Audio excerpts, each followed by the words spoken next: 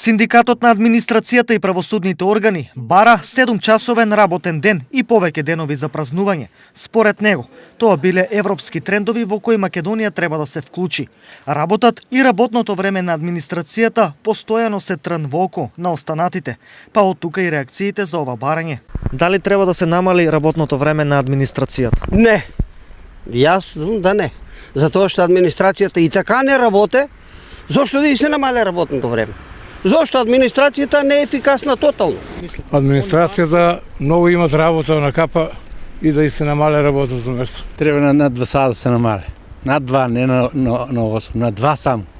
Оде толку имат работа и толку работат. Овој став кажува се, но истовремено го поставува и реторичното прашање, односно, колку треба да работат работниците, ако администрацијата бара 7 часа работа и повеќе денови за одмор. За администрацијата се намале, треба и за обичниот работник да се намале. А не само за администрацијата. Кој се администрацијата? Администрацијата уништуваат и државата и се.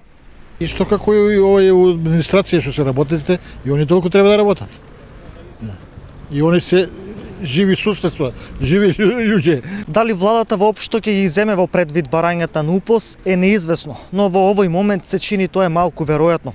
Како и пред секој, така и пред овие избори. Трендовски е со самодоверба да се хранат работниците, помалку да се удри на газдите и фирмите дека ги газат работничките права, да исплатат К15 и слични работи.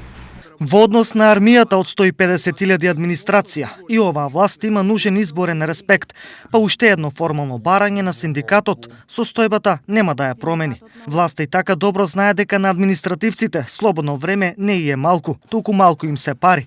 Синдикатот нив сега не ги бара, што значи на крајот се е во ред.